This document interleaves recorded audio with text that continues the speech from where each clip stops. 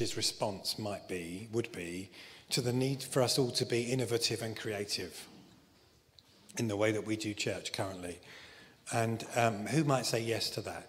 And if I'm really honest with you, we're not expecting 2,000 yeses out of 2,000 churches in the family of the Baptist Together or the Baptist Union of Great Britain. In fact, our prayer actually is that we might get 300 yeses.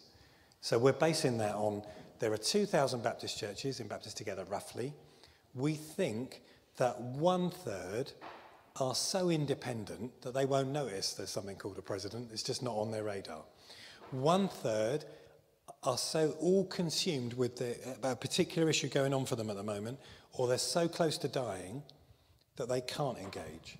Now, we won't deselect those 2/3. If they want to join in, great. But we think that's the reality. That leaves about 700. If 300 of those wanted to join that story, then that seems to us to be a good way to spend 2.5, 3 years. Just seeing where the Lord takes that. If people want to pray prayerfully, go for it. So that's where that's at. And then on the table, there are 3 things. Some of you have picked up these already. We're going to talk about whole life discipleship. On one level of like full engagement, the organisation LICC encourage people to consider a learning community or a learning hub. That needs a number of churches to join in with that, and is a great way of taking that really seriously. If you want to do that, then have a look at that. One resource I'm going to talk about before we close is their latest resource, Frontline Sundays, which I know will be, Mike was saying, in the mailing next week, in the mailing that comes to you all. Brand new resource, I think is brilliant. Do have a look at that if you want to. And the last thing isn't really relevant other than you know me now. So this is the only book I've ever written that's been published. And I just offer it to you for free. I wrote it as a giveaway book for funerals. I always think that as a minister, when you take a funeral, it's such a privileged position, but there are words you want to say that you don't have time to say and people aren't ready to process yet. So I wanted something to feel like a gift that I could give away at a funeral, you see. So I did that, and then the other ministers in my city, all across denominations, said, well, we'd quite like that. So we did that, and then our denomination said, well, we'd quite like that as well. So, and they did that. So if you go to the Baptist Union website and you go to their bookshop bit, it's the book on funerals. If you Google bereavement or funerals, this is what you come up with. It's on its 3rd print run, and we make no money out of this, and we make no loss either. We're not trying to make any money out of it, but you can get a Braille version, you get a large print version, and so on. But every month we get a story from somewhere in the world from someone who's been helped by it. So they're free for you today. If you wanted them as like a giveaway at funerals, you can say, well, you know, a friend of mine, somebody I met wrote this. And we've done it, it's glossy, so it looks like it's a gift you're giving to them. We try to keep it as cheap as possible. So if you buy 10, they're £1 each, you know, which is why we're making no money out of it. And at the end of it, we tell our story, just to show that we're not immune to grief and bereavement either. So we were engaged for 6 months, and during those 6 months, Sue's dad just died out of the blue. He had a heart attack one day.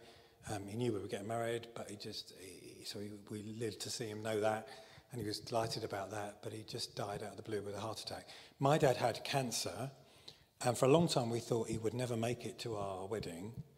And then in the lead up we thought he would, and I bought him a suit to come to my wedding in and so on. And then he died on the morning of our wedding. So I'm in the family home, staying with my mum and dad, and I'm shaving, getting ready for our wedding day. And my mum says to me, I think he's gone. And he has gone. So what do you do in those circumstances? We'd had family come over from Sri Lanka and people from all over the place, and you know, have to ring Sue. This is before mobile phones. Everybody's really happy in Sue's house. I don't know why I'm ringing. We have to piece it together ourselves as to what we're going to do, and we do carry on with the wedding, and good friends carry us through. But I I learnt some things in that process. I used to think that this would be the first question I would ask in heaven. Like, God, why, why did that happen? Just explain your timing there. I don't think I will now. I don't think that's how heaven works. I think heaven will be free from concerns and worries like that now. But I'm just going to switch this off because it's accidentally left it on from lunchtime. But I can't deny that I'm a different minister because of that. And I walk into a whole range of different situations in a different way. And actually, I learned that some of the people who were trying to help us, I don't mean this in a bad way, but actually they were almost saying things so that they felt better rather than that we felt better. I didn't need a good answer. I just needed people with us. And so we put that at the end because grief isn't a top trumps game. One person's bereavement isn't better or worse than another's. We all grieve in different processes. So it's to help people process different things. There's stories in there and illustrations that you can use whether you give the book away or not. So now that you know me, that's what that is. So before lunch, we were just saying, this is topical. This will be the anniversary tomorrow and for the next couple of weeks. It's an example of innovative, creative rescue mission which we're in. And we were asking the question, so if that's an illustration of that, what things could we draw out of it? And you were coming up with ideas, and we'll take a mic around if Nick or Mike or somebody can do that, and we'll see what answers you have. Anybody can remember before lunch? That'd be a good starting point.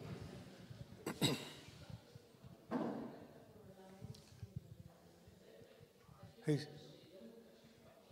Just one, again, one at a time, one thought. We thought quite quickly, flooded, dark, stuck, rescued by divers. Divers had to go, and that word go cropped up this morning. And as they went, they had to be intentional, trained, equipped, and then engaged. They had to speak to that lad and get the information, and then bring them out of the darkness. Oh, that's good. Lots and lots of things there. Really good. Okay. Yeah. Don't worry if there's overlap or saying different things. Everybody's pointing towards... Yeah, go. It was just a simple thought, actually. The amount of preparation. Yes. The time they took to be prepared to do that rescue. Yes. Not just rushing in. Yeah, so there's a combination of things there, isn't there? So they used, they gathered as much information as they could. They used the best knowledge that was available. It's arguable if Thai people on their own had done it, that those boys wouldn't have been rescued or their coach. So they used the best available knowledge globally. They make a plan, and then they go for it. And when they go for it, I think the head of operations says something like, we're never going to be better prepared than we are now. It's urgent now. There's been a bit of more rainfall. So we're going to go.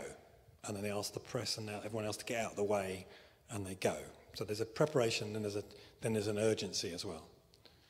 Yeah. Other thoughts?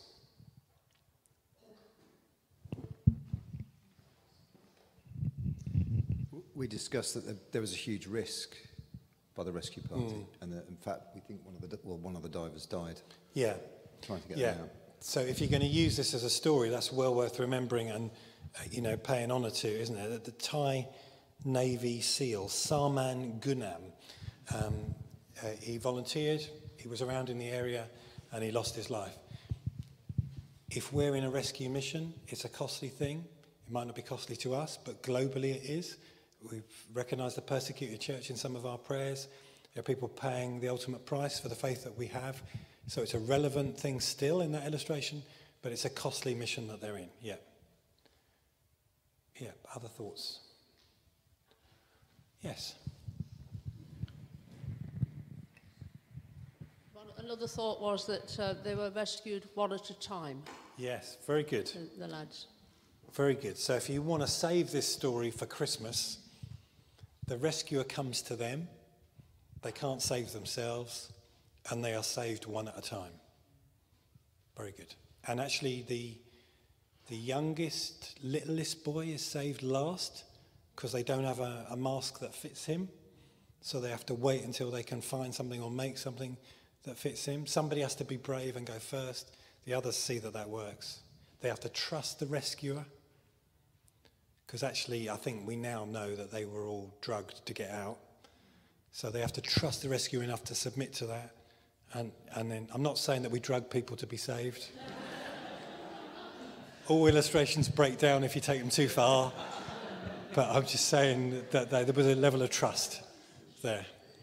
Yeah, I'm not saying drugs are the answer. Yeah, great. Yes, here, thank you. We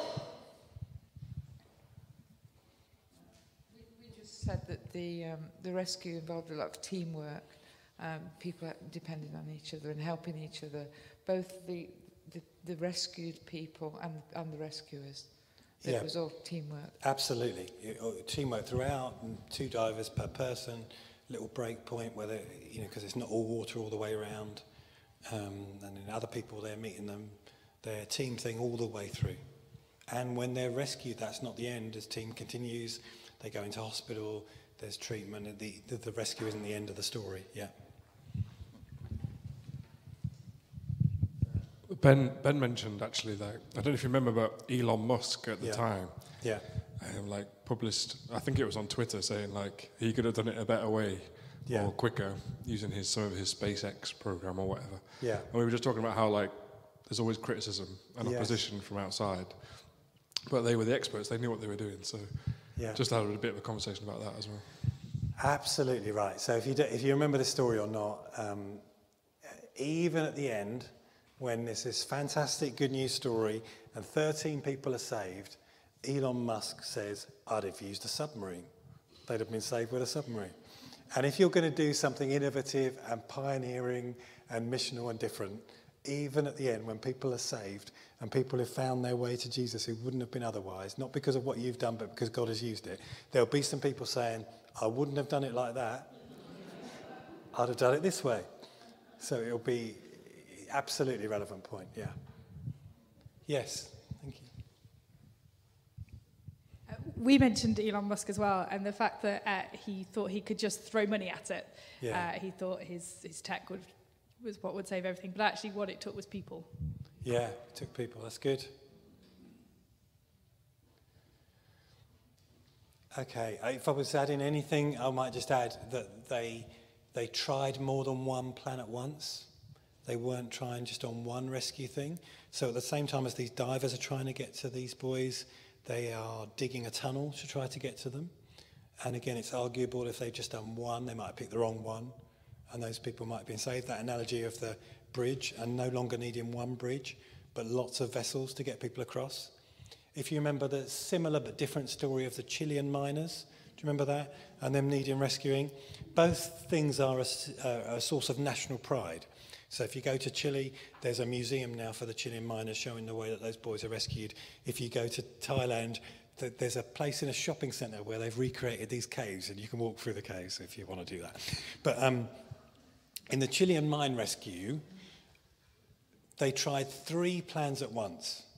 Their best plan A, second best plan B, third best plan C, and it was plan B that rescued those boys. Plan A failed. If they had only done what they thought was their best plan, nobody would have been saved. And I'm saying that the times that we live in call for multiple options. That's basically what we do. I'm not saying we've got it right, but we're just trying to create lots of different bridges to help people to walk across, in the hope that people stumble across one of them. Is what we're doing. Okay, good. Thank you very, very much. Really helpful stuff. And hopefully you can use that. There's no copyright on it this week or next week or even a bit later when it's an illustration for people. I've mentioned my website several times, wheredowegrowfromhere.org. There's a contact me there if you want to say anything or get resources or use the PowerPoint that we've been using to tell it to your church, then contact us. Or you can email us at our church to do that, kennettchichesterbaptist.org.uk. There's also, from the Baptist Union website, we've done some videos that are short. They're like 5-minute videos. They each start with a Bible reading, and they've got some downloadable small group questions that you could do as a small group resource for 8 weeks if you want to. I was in a church not a million miles away from here. It was one of the first places that we went to. I was talking to somebody about Alex Harris's church in Beacon Church earlier. And so I was with Alex, and somebody in his church owns a film studio. And they just said, well, while you're here, if you want to, for cost, you can film some home group resources. So I'm just a minister like you, many of you are. I've never done this stuff before. But I thought it was too good an opportunity to not do it. So we recorded we spent a day recording 8 short stories, each with a Bible reading. There are lots of the stories that I've told you during the day. About half of them, you could say, talk about missional communities, about half talk about whole life discipleship, or maybe some are a combination of the two. But if it's use to you, either for the ideas to remind yourself of them, or to use as a small group resource, then by all means go for it. So the Baptist website is baptist.org.uk. There's on the front page there's a thing about the president. You can click there and you'll get there that way. Or you can go /WDWGFH, which has to be the only abbreviation that takes longer to say than the actual words. Where do we grow from here? So go to that and then you'll get to the videos. I'll just show you an example of one. I'll cut it. There's a bit of sound with this. I'll cut it so just so you can see what it looks like.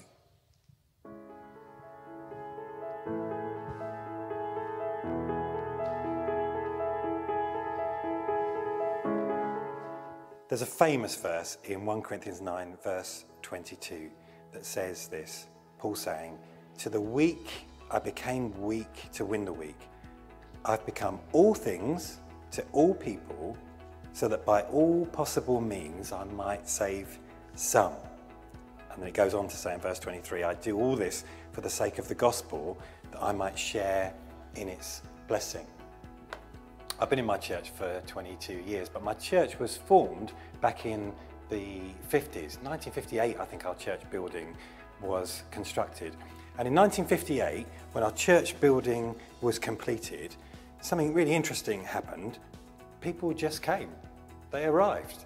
A new church was there, and people thought it was the right thing to do to come and attend and try out church. They even just sent their kids to our kids' work. Now, today in the UK, we need to just accept that that happens somewhat less, to say the least. The game has changed, and when I use the analogy or the word game, I don't mean that in a belittling way at all. When my kids were younger, they went to a swimming club and they learned all the different strokes, and I used to have to attend.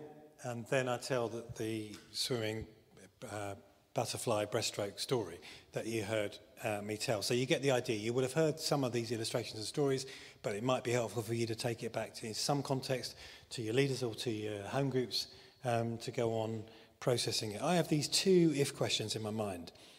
One is, where will we be as a group of churches if we just keep doing what we're doing as we are, even try to do it a little bit better? Now, to be theologically sound, I need to add, if the Lord doesn't return and if there isn't revival. I believe both things could happen. But if neither of those things happen, then I think we know from pretty detailed surveys that we've done where we will be as a grouping of churches. Where will we be as a grouping of churches, 2,000 Baptist churches currently, if we keep doing what we're doing, if we don't change very much, even try to do what we're doing a little bit better? Where will we be in 5 years, 10 years' time? A generation, let's say, if the Lord doesn't return and if there isn't revival. Both of which I believe could happen, by the way. So my family came to faith in Sri Lanka through a time of revival. It was genuinely a Holy Spirit revival thing. My family on my dad's side, were Hindu, and my grandfather converted. Pretty much the whole of his village, a large part of his village converted, seeing God at work in power, and that's where I get our surname Benjamin from. So we had a very Hindu surname with very Hindu implications, and when my grandfather was baptized, they gave him a name pretty much randomly out of the Bible. And I think I came off relatively well there, given the name Benjamin. Given some of the options that they could have chosen. So I believe both of those things could happen, but if they don't, then the biggest survey our denomination has done is a thing called Fit for Mission. It looked at all of the 13 associations. We're broken into 13 different areas, of which Ember is one.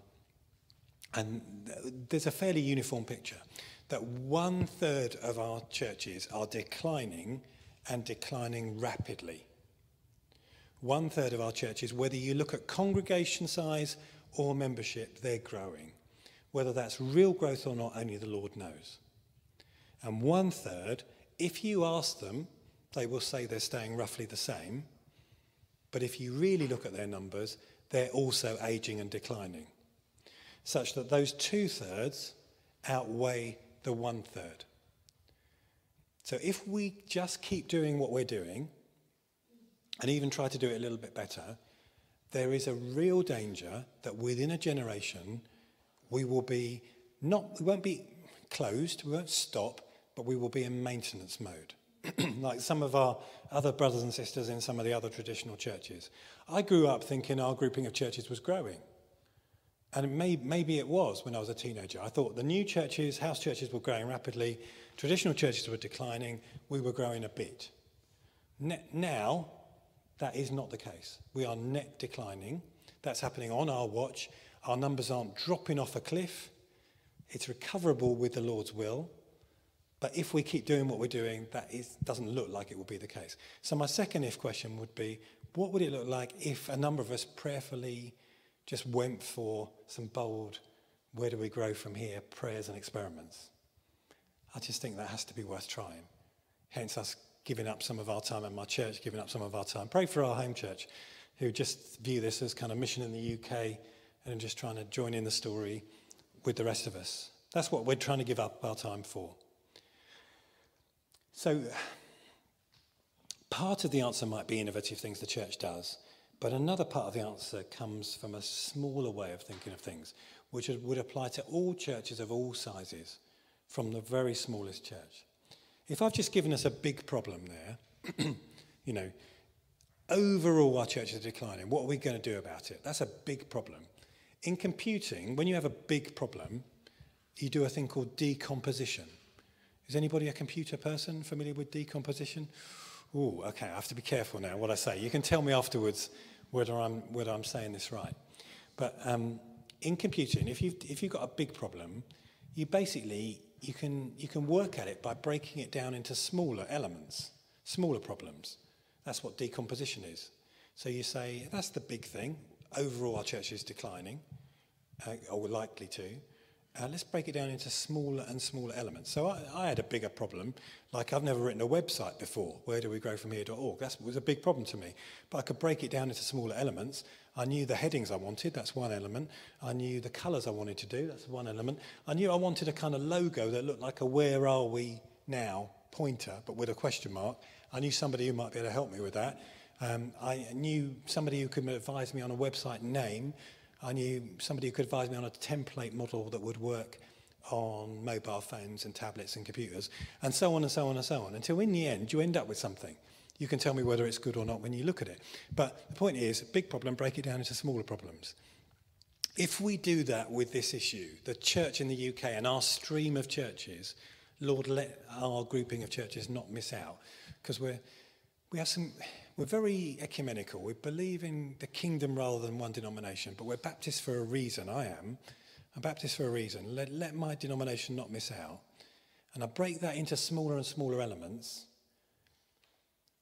Then each member of our congregations or church gatherings, they're the smaller elements. You're the smaller elements, and so am I. And we work on equipping those people for all of their lives. And then after decomposition, you do something called composition. You put it all back together again, and you come up with a collective whole answer. But it comes from breaking the problem down into smaller elements.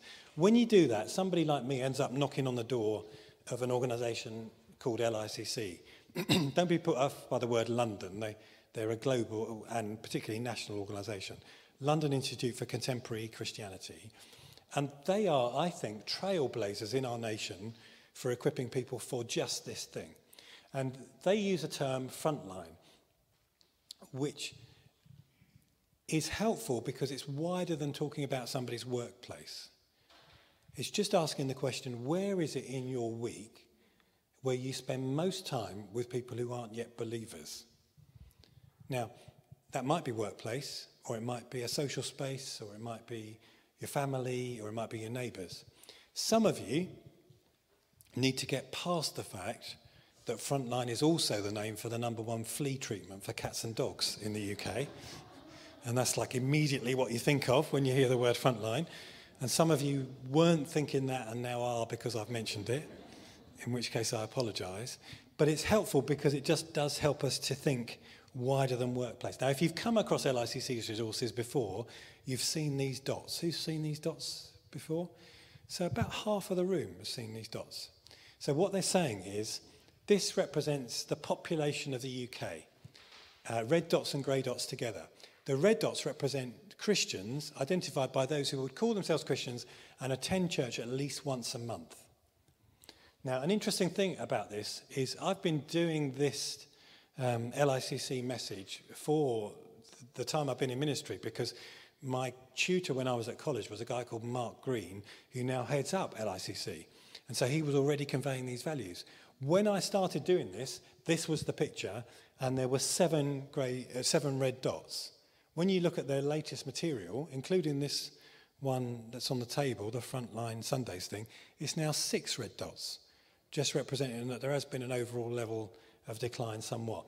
But what they would go on to say is, we gather together as a group of red dots. We can view that as what we are as church. We have some influence over the grey dots around us. But there's loads of other people we're not touching, apart from the fact that that's only a very small part of our lives. For the majority of our lives, we're trying to make a difference where we are. And those same number of red dots, they're making contact with a much wider grouping of grey dots. Their influence is much bigger than we think it is if we accept that it's about decomposition, about equipping people for the whole of their lives, wherever they are. Now, once you do that, then when we are together, it becomes about equipping people for when they're apart, for wherever they are. And then we can think about resourcing ourselves to equip people for that. The latest set of resources like this, I think, are brilliant. Because there's some downloadable video resources, and I think they're usable in a Sunday service, and I think that's rare. When somebody sends me a video resource for a Sunday service, from a mission organisation, from some parachurch thing, they often say to us, this will work in your Sunday service, it's great, it's 10 minutes long. Or they say, it's great, you use it in your service, it's 5 minutes long. And I'm thinking, I don't have time for that in a Sunday service. It just doesn't fit. Thanks very much, I might show it in a mission evening, but not in a Sunday service. These clips are like 1 minute, 1.5 minutes, and you could use them and go straight into worship, or prayer for people's front lines, or you could use them and there are a whole set of 5 service plans. So you can go big or go small with it, but I think they're great and the resources are free. The books would cost, if you're not getting them up to date, but not very much, like £3, and you can pick up some kind of handout things that go with it to add value to it. Again, I'm going to show a video clip just to give you a taster of what these look like.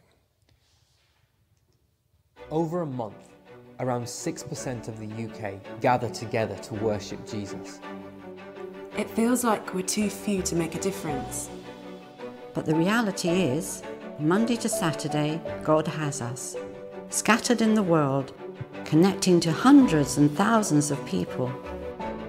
So wherever you are, whoever you are, whatever you do, you can make all the difference in the world. And on Sundays, when we gather together, we strengthen and empower one another to be sent out again for life on our front lines.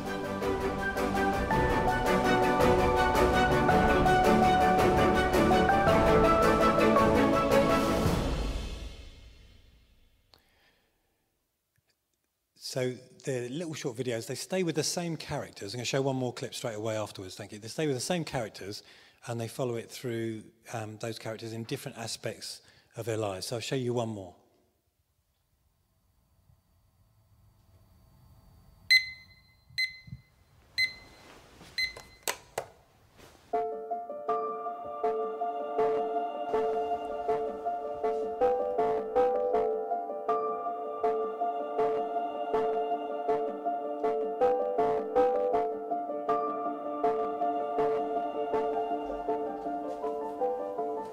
10 hours a day.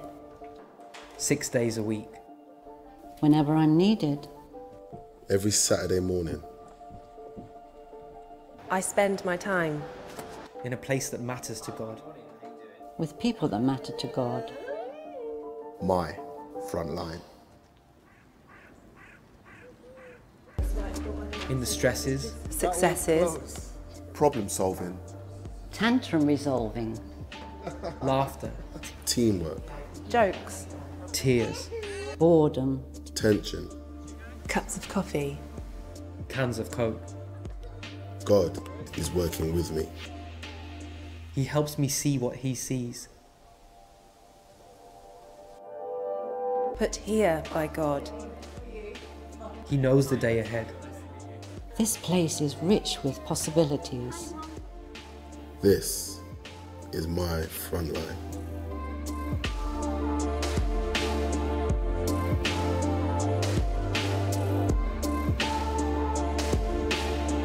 Surely the Lord was in this place and I was not aware of it. So you could show that and then invite people to picture their place and pray for them.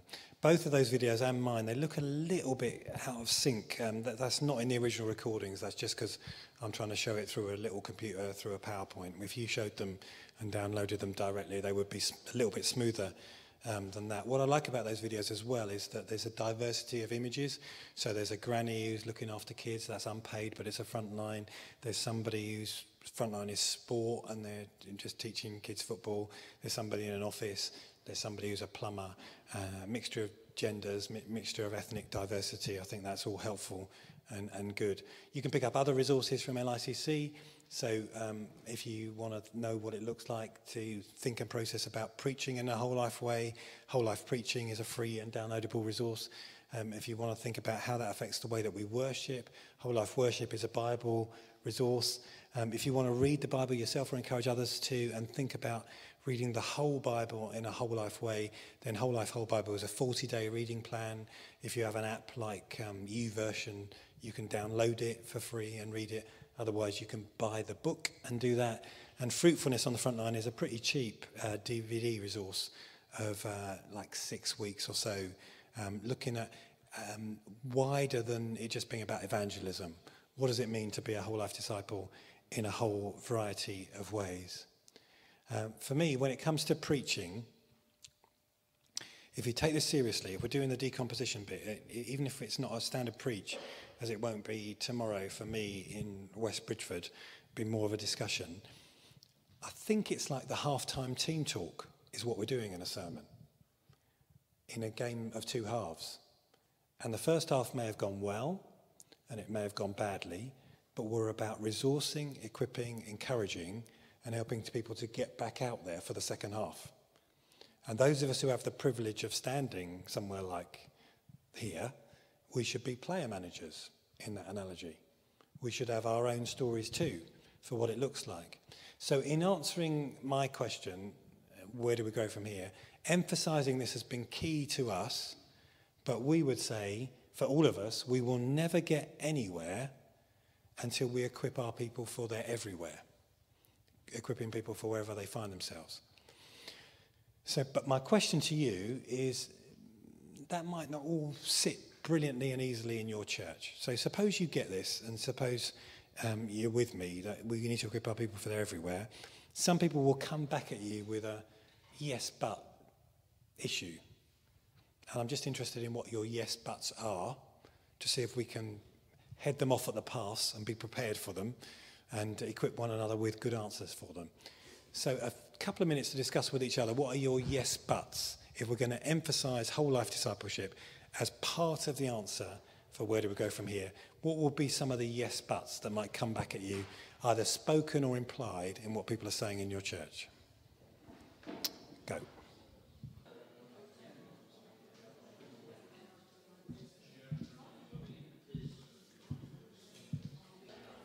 Okay, so I'm imagining that we've got some different yes buts. Maybe your church isn't like mine and you've got no yes buts and everyone's happy and are going to emphasize this. What would be the spoken and unspoken yes buts that would stop us from helping our people to help equip themselves in this whole life way. Again, we'll take a mic round if we can. Brilliant. Anybody got any yes buts? You look like you're going to say something over there. You know? No? Okay. Over there.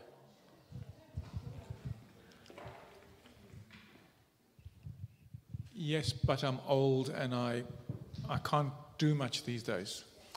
Yeah. So that was my first one, but well done. Thank you for that. So however much we use the term frontline, there are some of our older folk who are just going to say, yeah, but you mean workplace. And so this doesn't apply to us. So how do we get around that? Collective wisdom in the room.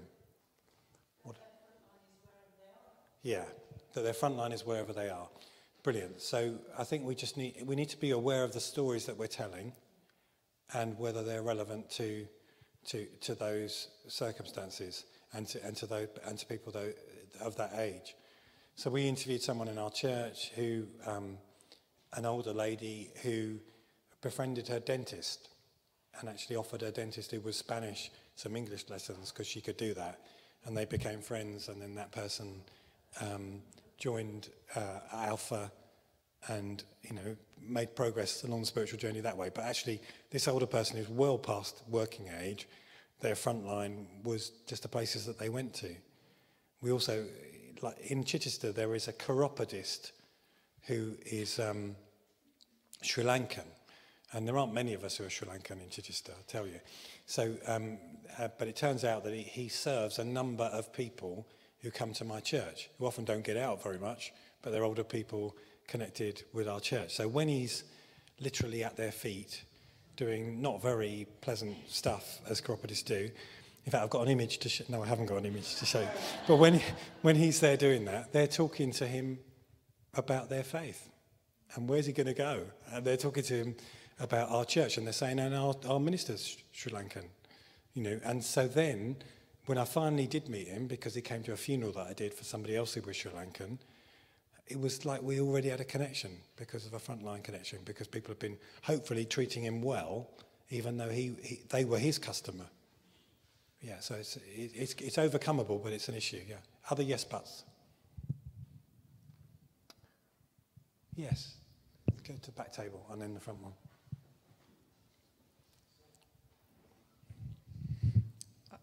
I was just going to say really that it depends on what job you do and whether you're even allowed to share your faith. I'm NHS and officially I should not be sharing my faith with people. Yeah. Officially you should not be sharing your faith with your people. So there's an illustration I'll come to about 4 tables which might help with that. But one of the things LICC are really good at emphasising is that it's more than just sharing our faith. So that course, Fruitfulness on the Front Line, I won't remember them all unless Sue can, but it's about, they talk about 6 M's, rather, and only one of those is being a mouthpiece for the gospel. So the first M is like making good work. And 1M is about moulding culture, the fact that we help mould culture. And 1M is about being a mouthpiece for truth and justice. Can you remember any others, Sue? And 1 is a messenger of the gospel, so there's 2 others. Okay. So, but ministering grace and truth, or grace and love. So we minister grace and love. So there's a whole variety of ways. If you think about the most evangelistic person that we know, they shouldn't be preaching the gospel every time they're in work. That's not doing a good job or honouring. So it's wider than that. Yeah, but yes. Yeah, no. Yeah, please. I absolutely understand. And I'm not asking you to say these are your yes buts. You're absolutely right that that's a yes but that will come back at us. So we should be equipped for it, yes. One that fits in with the older congregations that I've had is, yes, but I don't know any non-Christians. Yes, but I don't know any non-Christians. And our collective answer to that would be?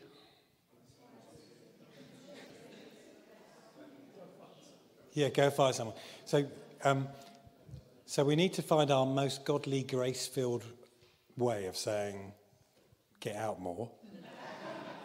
And it might not be saying get out more. I've been picked up on that before. And it might well be the people that come to us if we're, so how do we treat the postman and the people that in our local corner shop and our family and the people that ring us up and is our front line, our carers? And if we're in a nursing home, is our front line the people who care for us?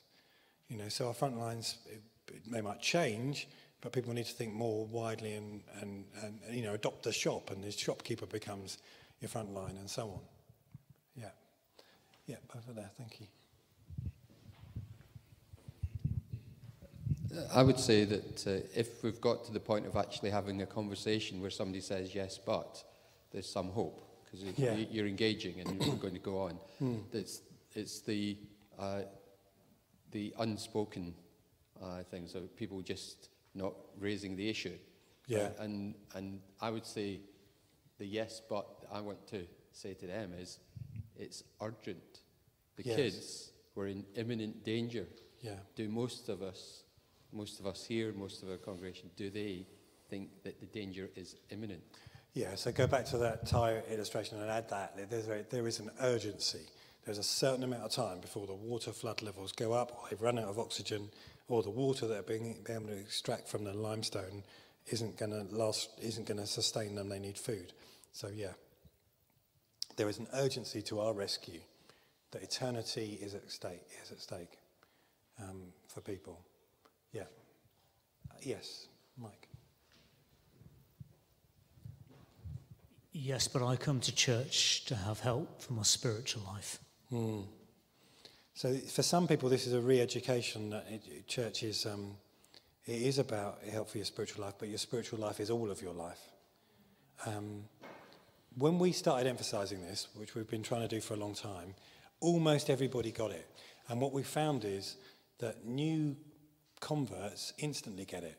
Like if discipleship isn't whole life, what is it? It makes sense to them. They understand it.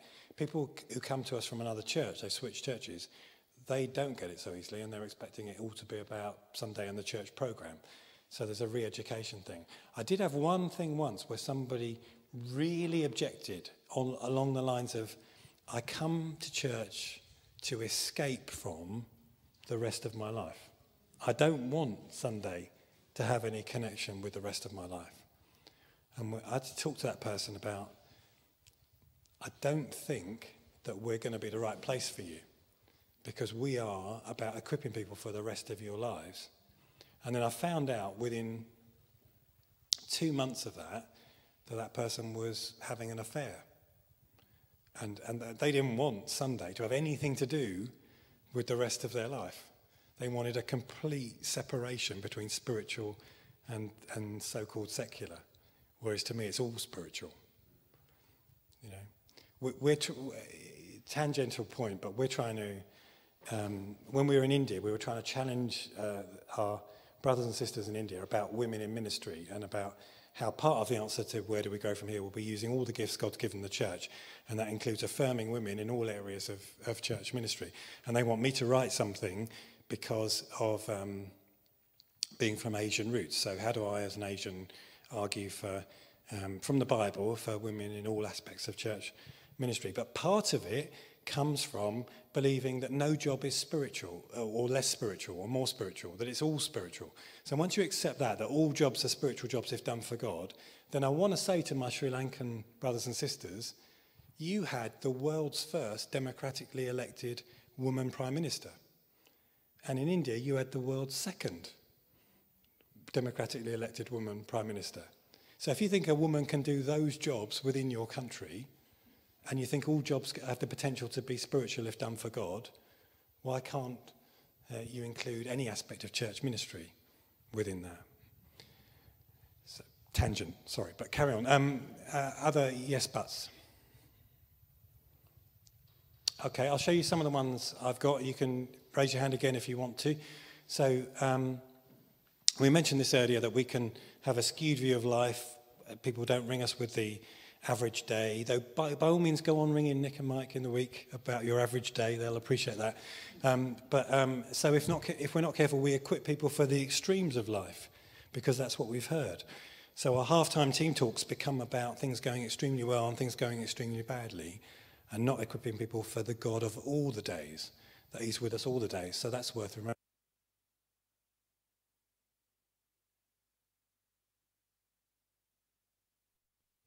I'll switch mics.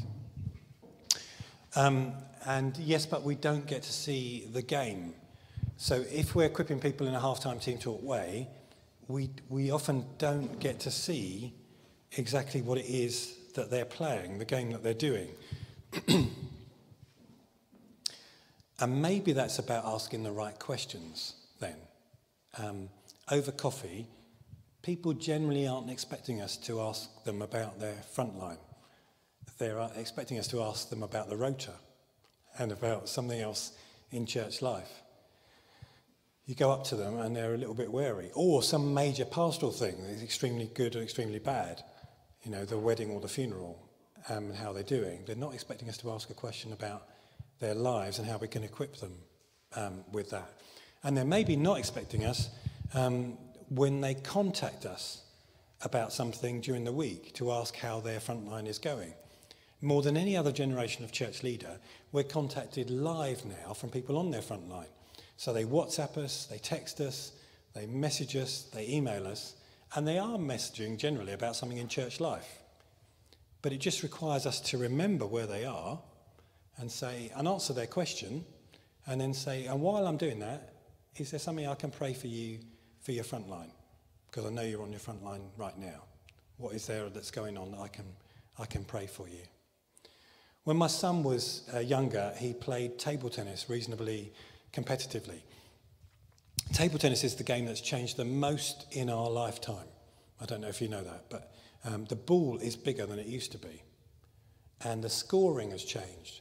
So it used to be up to 21, and now it's up to 11. And the bats have changed. So the bats, as the rubbers now can impart such a radical spin that you have to have different colour rubbers on each side to show which side you're using. And when you finish a short game up to 11, you can go and get advice from your coach, but you have to leave your bat on the table so that you don't interfere with the bat and change it to get different sorts of spin again. And you leave the ball there too. And then you can walk to the end of your playing area and you can get advice from your coach. And I've seen this happen loads and loads and loads of times. On one occasion, I was asked to take my son and his team to a match because our coach was going to another match. So would I be the driver? I said, yeah, fine. So I took this group of boys to a neighbouring city to ours. So we're in Chichester. We went to Portsmouth and to play this game. The first game wasn't my son playing. It was another boy playing. He played his game, short game up to 11. He lost the game. He put his bat down on the table and the ball under the bat. He came to the end of his playing area and he stood in front of me. And I realised I was the coach. Nobody had told me I was the coach. I thought I was the driver. I hadn't really been watching.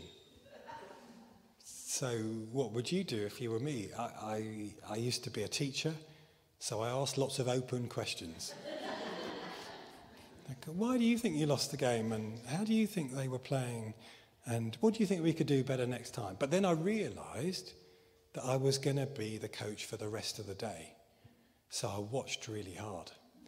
And I used to play a bit of table tennis. I could give some advice on what they could do, not as well as our proper coach. And I could ask some questions that helped them to play better. And we did okay that day. So what if we're all supposed to be the coach for each other? What are the questions we can ask one another that help us to equip our people better for their front line? And again, they are not expecting you to do this tomorrow, unless your church is radically better at this than mine. They'll be a little bit wary when you come to them. But if you say, so I just want to pray for you this week. Can you tell me something that's going on? Doesn't have to be spectacular.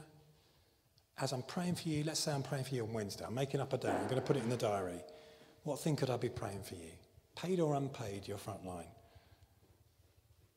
or any variety of other questions. Yes, but some people don't feel called to their front line. So some people, their issue is that they just don't want to be there anyway. They're doing it, but they hate it, paid or unpaid. So what would your answer to that be? You know, they're in this place. They want you to pray that they get called out to something more interesting. They're just doing it to pay the rent, but it's not their thing. What would your answer to that be? Anybody? Yeah. God has a reason for you to be there, yeah. Yeah, say that second bit again about prison.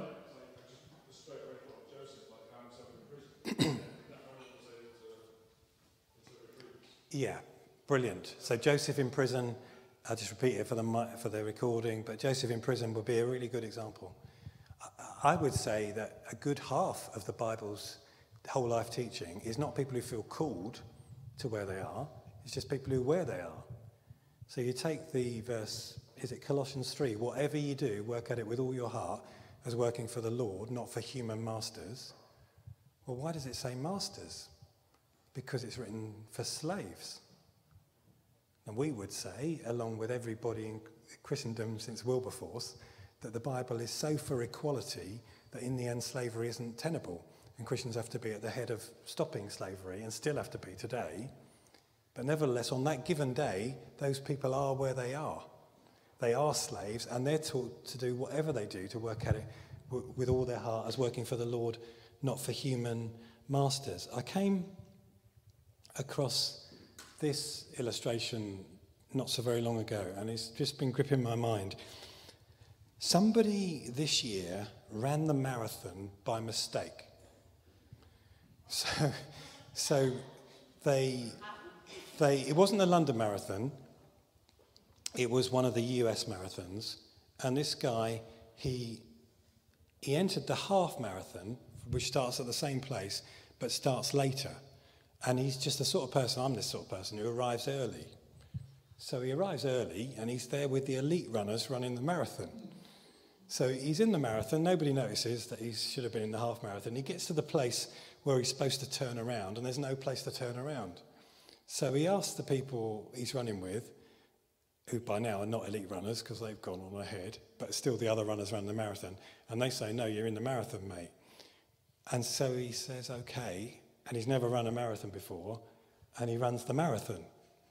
And I found out that this is the second time this has happened. And the first time it happened, it was a woman who's never run the marathon before, and she entered the 10K. So she is in the 10K, she gets there early, she's running along, she gets to the point where she thinks she should turn around. She can't turn around. She asks the people around her, they say to her, no, you're in the marathon. She asks the police if they can take her back to the start, and the police say, no, it's too many crowds, we can't take you back. So then she begins to cry. And then she says, okay, well, I'm just going to go for it. And in fact, what she said is this: this isn't the race I trained for. This isn't the race I entered. But for better or worse, this is the race I'm in. And that's what I would say to somebody who doesn't feel called to their front line. That's what Paul is saying to slaves. So she ran the marathon in 4 hours, 4 minutes, by the way, having entered for the 10K. So not saying that's how you train for a marathon, but just saying that is what happened to this person. Yes, but some frontline friends live a long way away from me. So you might well find somebody saying, yeah, but they're never going to come to our church because, I live in Leicester and I work in Nottingham, or whichever way around it is, or I live in this village, but I work in this city. They're never going to come to our church. So what would you say to that? Yeah, there were more churches. Yeah.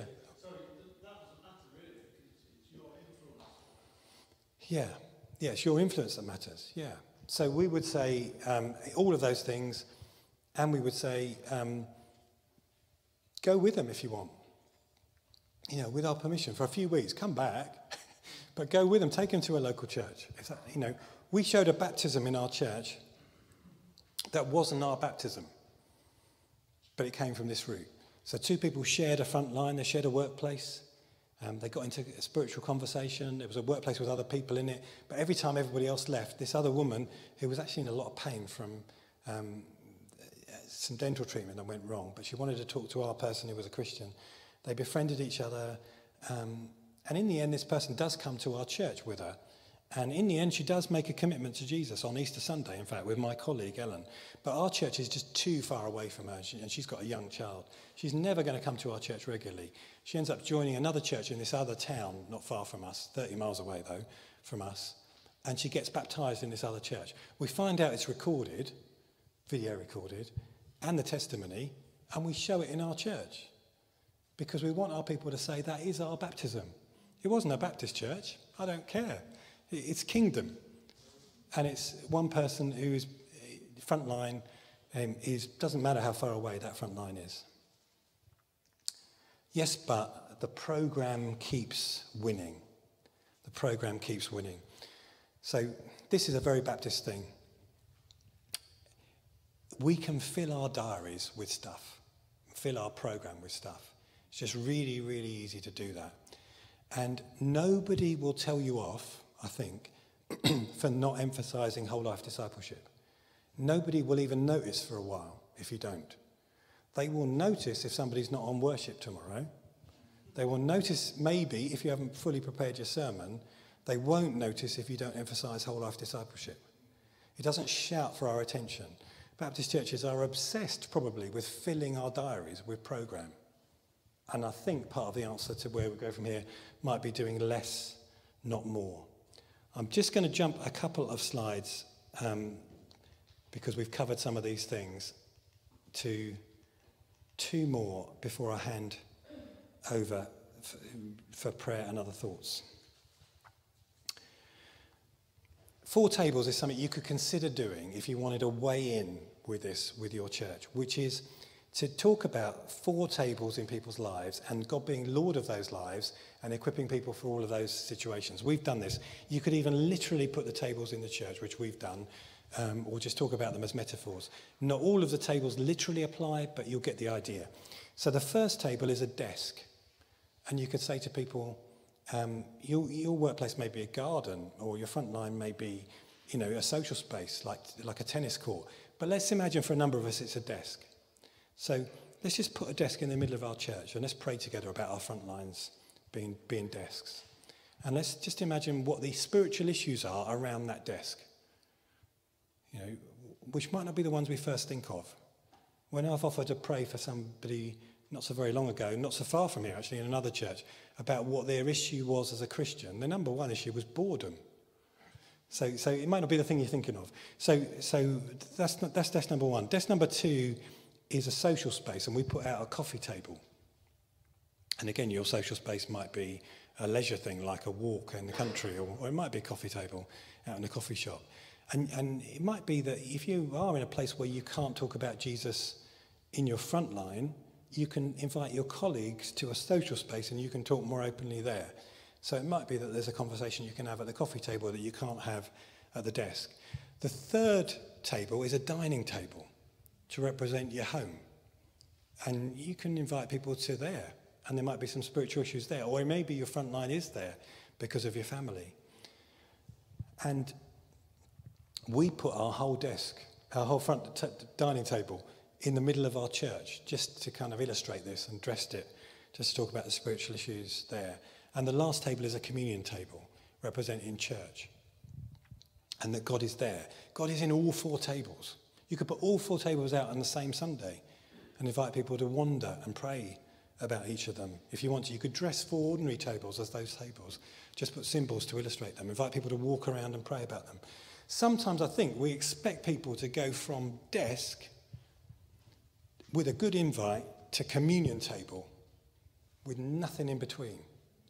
And that might not be possible for some people. Not today, but they might come from desk to our social space, to a coffee table, where we can talk a bit more openly. They might from there come to our home, to a dining table. They might from there accept an invitation to our church, to communion table. And in fact, that person from that front line, which wasn't ours, it wasn't our church, and got baptised, that's what happened for them. They journeyed in all 4 of those. just so that I make this real and personal to me, one of my front lines is golf. And I enjoy a round of golf. I often play with people I don't know. And I've found this, that it's about halfway round, so about 9 holes in, about 2 hours, hour and a half in, that people ask me what I do for a living. And I say, I'm a church minister. And their reaction is like yours now. It's kind of silence. And I've learnt over the years that what they're doing at that moment is they're replaying the last 2 hours in their mind in the light of this new piece of knowledge. So they're working out how I've behaved and how they've behaved. So first of all, they'll often apologise for the language they've used for the last 2 hours. I'm not worried about that particularly. They'll work out how I was when we weren't treated particularly well in the shop before we got out. How was I when we were made to wait and we should have been allowed to play through from another group? How was I when things went well for them and badly for me? How was I when things went well for me and badly for them? And they are not expecting perfect. They're just expecting a difference in the light of this new knowledge that I'm a Christian. And that's just a few hours for me. Our people are exactly the same. Their friends and colleagues and connections are not expecting perfect. They're just expecting a Christ-like difference.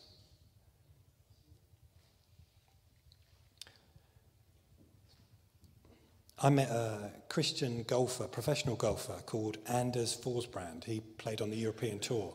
He's won on the European Tour a couple of times. He's now on the Masters Tour. It doesn't matter if you've heard of him or not, but he became a Christian through a golfer who you probably have heard of, whether you're a golfer or not. His name is Bernhard Langer. Now, Bernhard Langer is a fairly famous Christian. He's German. He still does really well on both the Masters and the main tour. He made the cut in the British Open this year. We said to Anders Forsbrand, how did you become a Christian? He said, because of Bernhard Langer. We said, tell us more. And he said, I toured with Bernhard Langer for years. I saw him in all circumstances. Bernhard Langer was a better person than he was a golfer. And I had to ask why. And so through that, seeing him in good and bad circumstances, in all circumstances, that helped Anders Forsbrand to come to faith. And it's stories like that that I think help our people too. What I'd like you to do is to process for the next few minutes, in all that we've said, morning and afternoon, and you can process this on your own or with others if you want to, I don't mind. Is there something you think the Lord is asking you to keep doing because he's affirming it in you? And is there something that you think the Lord is asking you to start doing or to change or to stop? Is there something he's affirming? Keep doing that. That's the right thing. Keep going in that direction. You sense that in what we're saying. Is there something he's asking you to stop or change or that's brand new? Let me pray about that and then ask you to process it. Because I'm pretty much coming to a conclusion, then going to hand back to Nick. So, Lord, we want this conversation today to make a difference. So are you asking us to change something or to keep going? Are you asking us both? Speak into our hearts, Lord. As we review the day and our notes or our thoughts, bring to mind what the key things are, please. Amen. Have a think yourself or think aloud with others.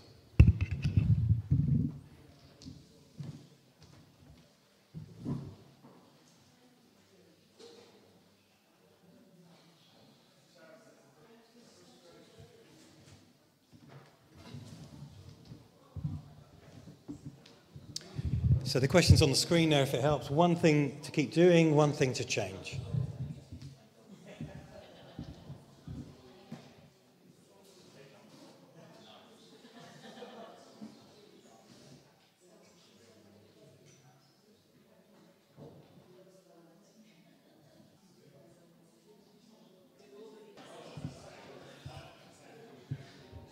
Okay, folks, if you'd like to just draw your conversations to a close.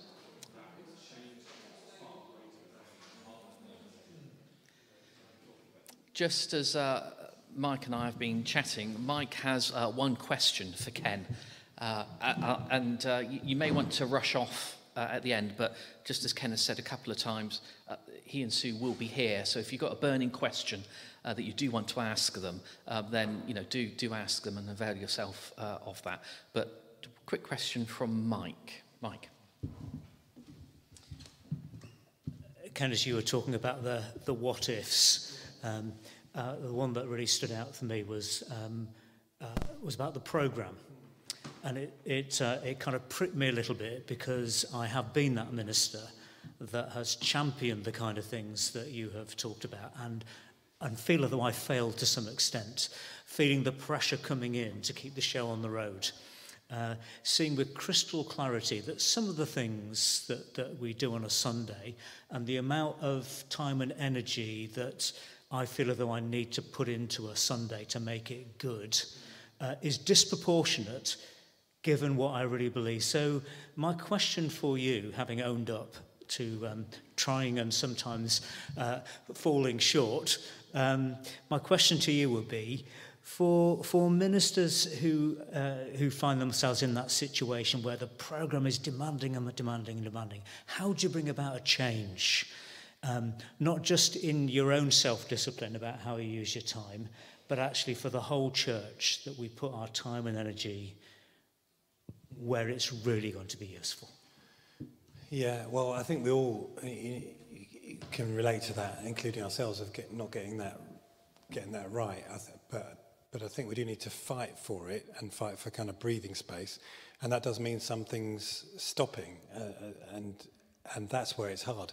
You can get people to agree in theory that we should do less, and that's a good thing to get people to agree, because it kind of gives us a good starting point. But when it means their thing, then it's a little bit harder, or a lot harder, but that's what needs the energy and work.